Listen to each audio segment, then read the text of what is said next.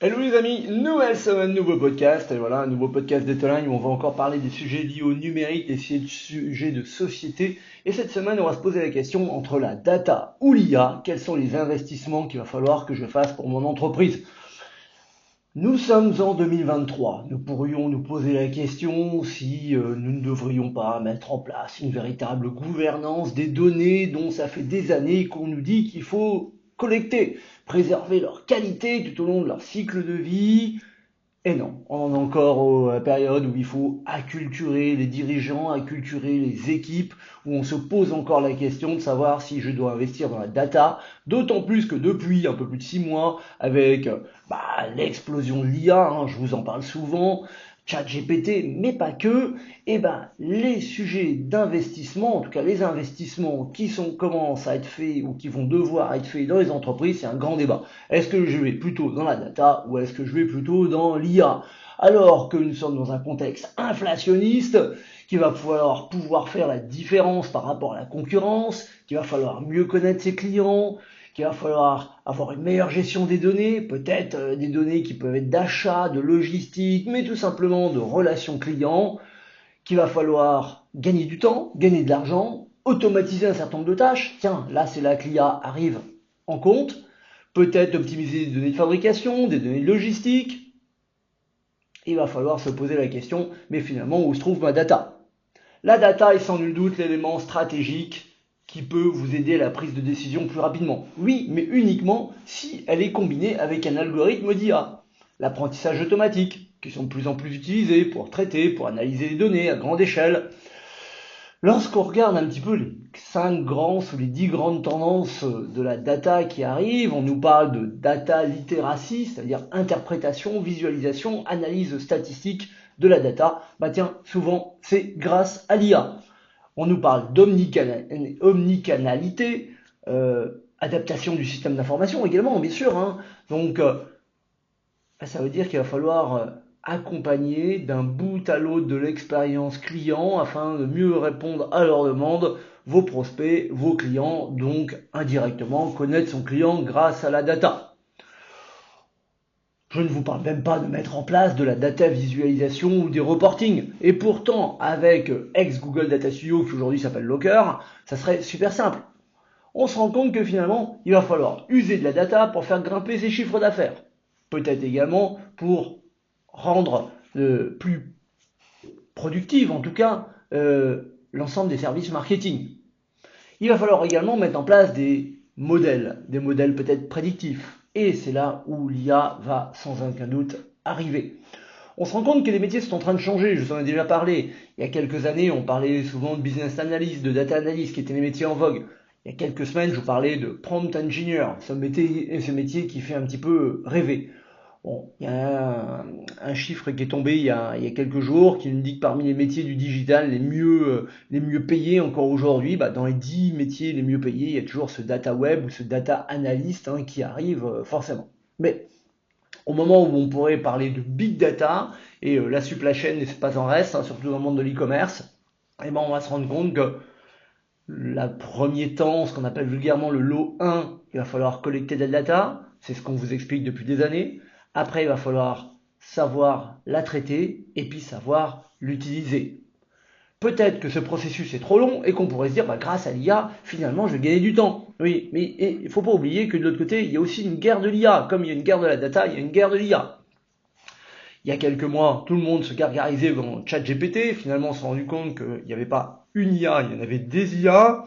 Il y a quelques jours, on se demandait si le métier de créateur artistique, graphiste, directeur artistique allait être menacé dû au fait de l'arrivée de Midjourney, mais pas que, parce qu'il y en a plein d'autres également. Et puis, dans Google I.O., qui est la dernière conférence de Google, Google nous dit finalement, vous avez aimé ChatGPT, vous aimerez Bart, vu que la nouvelle IA de Google va être encore plus puissante. En effet, ces IA ont besoin de data pour s'alimenter. Si vous avez un principe d'automatisation, ce qu'on appelait vulgairement avant le marketing automation, mais par contre, que vous n'avez pas de la data, vous ne pourrez pas lui écrire les scénarios. Aujourd'hui, on en est là. On en a à choisir. Est-ce que je dois investir dans la data ou est-ce que je dois investir dans l'IA? Sans data, il n'y a pas d'IA. Sans IA, il n'y aura pas de productivité. Est-ce que je dois choisir dans l'un ou dans l'autre. Est-ce qu'on ne devrait pas déjà réfléchir à l'étape d'après? L'étape d'après, c'est mesurer le retour sur investissement, le retour sur les dépenses publicitaires, le profit de ces dépenses publicitaires, mais également rentrer à l'intérieur ce qu'on appelle la marge bénéficiaire des ventes.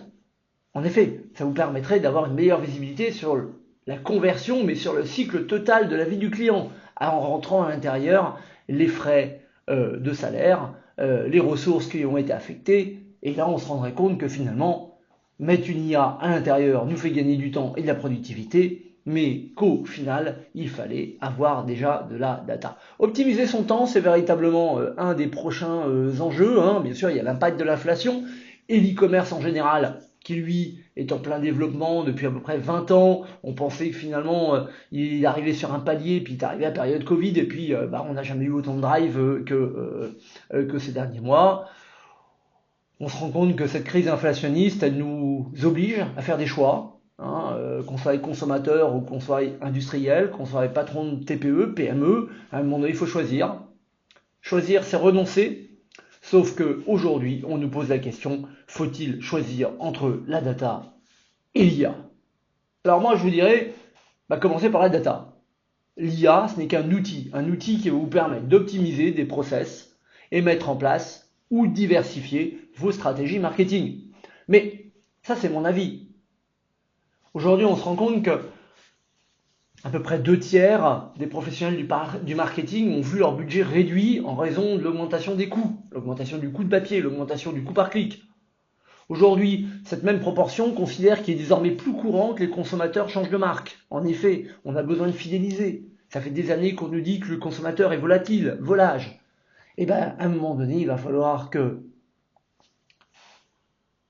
optimiser son temps, car on pense que les réductions budgétaires vont compliquer la création de campagnes percutantes, qu'elles soient de référencement naturel, payant, de social media. Avec l'essor du social commerce, aujourd'hui, il est facile de retraduire un texte en 3 langues ou en 4 langues, de demander à une IA de vous faire le texte d'une certaine manière sur Facebook, sur LinkedIn, sur Twitter. Aujourd'hui, on va de plus en plus automatiser un certain nombre de tâches, mais encore une fois, le nerf de la guerre sera sans aucun doute la data. Il y a quelques années, tout le monde pensait que on allait être dans du commerce vocal avec les assistants vocaux, bien sûr Siri, mais pas que, encore une fois, Google Home, Alexa, qui finalement le commerce n'est pas passé par le vocal, le commerce devient de plus en plus social, on parle de social marketing, et puis il y a le retour dans les magasins physiques, où là ça va être encore plus compliqué, parce que connaître son client lorsqu'il vient et qu'il vous paye en espèces, le nerf de la guerre va être de collecter de la data, et là vous ne pourrez pas automatiser un certain nombre de tâches, vous pourrez automatiser la relance, automatiser la fidélisation, mais uniquement si vous avez de la data. Allez, pour terminer un petit peu cet échange et ce podcast, data ou IA, quels sont les investissements pour mon entreprise? Je dirais les deux, mon général. Commencez par la data, mais gardez un œil sur l'IA, car vous avez forcément déjà de la data, et il y a sûrement des tâches que vous pouvez déjà optimiser. Super intéressant comme sujet, je vous invite à le commenter, à me laisser également vos avis, comme vous le faites généralement. C'est très très riche et très intéressant. Et puis, s'il y a des sujets sur lesquels vous voulez qu'on échange, qu'on parle, et qu'on amène dans le podcast dans les prochaines semaines, la parole est à vous.